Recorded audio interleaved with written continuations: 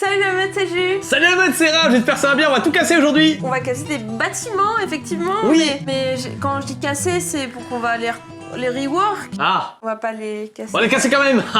Aujourd'hui, on va faire un rework du village de Tierce-Lieu. L'extension Le Village dont on a parlé dans une vidéo précédente et où j'étais très content qu'on parle de ce truc. Il y avait des choses qu'on a dit que ça allait pas, mais si vous avez l'extension, autant en faire un truc de bien pour que vous puissiez y jouer. Voilà, alors si jamais vous avez une cheminée, j'ai déjà une bonne idée de quoi en faire, mais bon, sinon on peut en faire autre chose. En effet, on va peut-être faire un petit rework un petit peu plus lié aux mécaniques du jeu qu'au combustible, n'est-ce pas? C'est parti. Oui, alors, on va parler de certains bâtiments pour rework certains bâtiments, c'est ça? Ouais, c'est ça. Donc les bâtiments qui sont un peu trop pétés, ben on va les péter. Yeah. Le vagabond, le petit pecno qui a rien, c'est ok. Les fermiers, c'est ok. Oui, bah si, allez. En vrai, honnêtement, j'ai juste envie d'en péter deux, mais bon...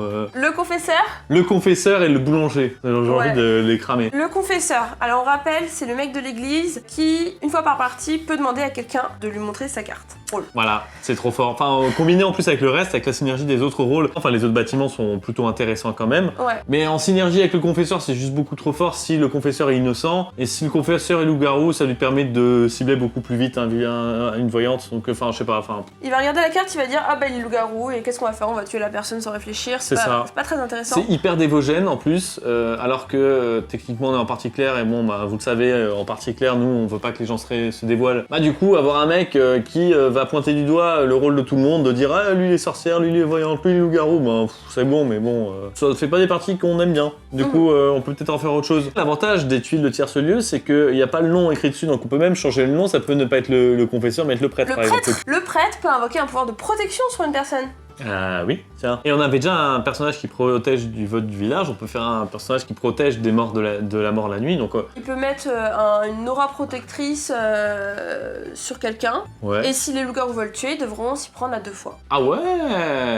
Attends, parce que je crois que jusqu'à maintenant, tous les rôles étaient pas forcément... Ils avantagent aucun des deux camps. Ça pourrait être genre le matin, il peut utiliser la bonté divine pour qu'une personne qui est censée... qui est retrouvée morte ressuscite, tu vois. Et du coup, ben, peu importe que ça soit un loup-garou ou pas, si la personne se fait tuer par la potion de la sorcière... En plus, du coup, vu que c'est des pouvoirs de jour, oui. C'est encore plus intéressant. Mais c'est ça. C'est genre en gros, on révèle les morts le matin, le prêtre va dire bah cette personne-là, elle ressuscite, et c'est une fois par partie. Et du coup, un loup-garou peut très bien ressusciter un loup-garou qui s'est fait tuer par la potion de mort de la sorcière, par exemple. Et un villageois peut sauver un innocent qui se fait attaquer par les loups. Dès la nuit 1 en fait. Et là, c'est super intéressant. Alors bien sûr, faut pas combiner ça avec un salvateur et une sorcière. En plus, ça va faire peut-être beaucoup pour les loups qui auront du mal à tuer. Oui, c'est ça, exactement. Sauf si le loup en question, il a le rôle du prêtre. En fait, c'est le problème des bâtiments et l'avantage c'est qu'il faut penser que le bâtiment peut être dans les deux camps. Et du coup, bah, si c'est pété quand les villageois ont le rôle, et si c'est pété quand les loups-garous ont le rôle, c'est équilibré. Très bien, et tu voulais péter Le boulanger. Alors, on va tout cramer. On lui casse la gueule. En plus, il a de la levure, il a du blé chez lui et tout, donc ça prend vite le feu, c'est trop bien.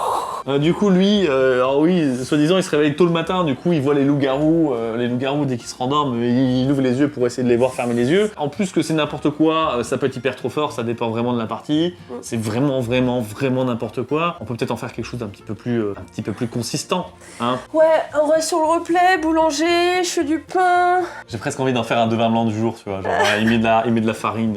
Et ça fait quoi? Bah, si les loups-garous attaquent cette personne, et ben on sait si la personne a été attaquée. Ouais, non, c'est nul, t'as raison. Non, sinon, en fait, le MJ, quand quelqu'un meurt, le MJ peut annoncer si, oui ou non, il y a eu un loup-garou qui l'a attaqué. Si parmi ouais, mais tous non, ceux mais qui ont en fait, voté, ça aide que le village, en fait, du coup, c'est... Ah oui, ceci dit, c'est dit, boulanger, ça reste un rôle qui aide que le village. Non, mais attends, parce que là, on reste sur les rôles de voyance, mais le boulanger, il pourrait faire quoi? Il pourrait nourrir des gens, il pourrait faire des sandwichs d'humains pour les loups-garous. Non, j'ai connais. Ceci dit. Vu qu'on veut exploser la boulangerie parce qu'on l'aime vraiment pas, Mhm. on peut dire que si les joueurs désignent le boulanger, la journée, la boulangerie explose Ouais. Ouais. et les 2 voisins à côté meurent. Mais c'est que la journée, donc c'est vraiment si les joueurs veulent absolument Tuer les voisins. tuer les voisins. Allez. Et non. le pire, c'est qu'ils kiffent mon idée, hein. Mais oui, c'est ça. Allez, tu sais quoi? Moi, je suis un fou, on fait ça, la boulangerie, elle explose. Non, ou alors quand il se fait accuser, par exemple, si on joue avec le système de vote par accusation. Ouais, ok. Il se fait accuser, il peut remplacer sa défense et faire exploser son bâtiment. Et du coup, bah, il meurt, mais les deux voisins meurent avec. Ah ouais, donc à la place de se défendre, en fait, à la place de mourir seul, il peut choisir de mourir à 3. À la place de peut-être mourir seul, Oui. il peut choisir de mourir sûr à 3. Ok, ça me va, c'est grave bien. Yes. On a tout fait péter. Il y en a un du coup qu'on ne peut pas jouer avec le système de vote par accusation, c'est le tavernier. Le tavernier, Ah oui, c'est vrai. il ne peut pas mourir tant qu'il a fait tuer personne, tant qu'il a voté contre personne. Or, avec le vote par accusation, tu peux toujours faire pouce levé et ne jamais mourir. Donc là, ça posera un problème si nous on voulait jouer avec nos parties. Ce que j'avais proposé à un pote qui voulait le faire jouer, c'était justement de lui donner une immunité sur les 3 premiers tours. Voilà, le tavernier, il ne peut jamais mourir les tours 1, 2 et 3. Ok, pourquoi pas, ouais. Ouais, de tout, ou du vote du village. Bah, c'est censé être juste le vote du village. Non, c'est quoi. censé être tout. Ah bon? Ouais. Bon bah, juste vote du village alors. Juste vote du village, s'il vous plaît, oui, parce que on va pas abuser non plus. Hein. Les loups-garous, s'ils ont envie de le manger, ils le mangent, quoi. Ok. L'idée, c'est censé avantager et le camp de village et le camp des loups, mais ne pas se faire tuer par le vote, ça avantage les deux, en fait. Ouais. Pour moi, c'est bon. On a presque bien, cassé et le puis- tavernier. Et puis, bah, les autres rôles, ils étaient cool. Ouais, c'est marrant. Voilà. Moi, j'ai pété des bâtiments, je suis content.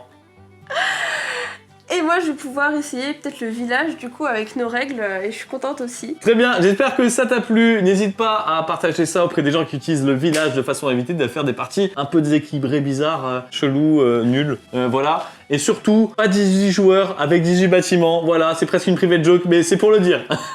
Et le village s'endort. On a pété des bâtiments.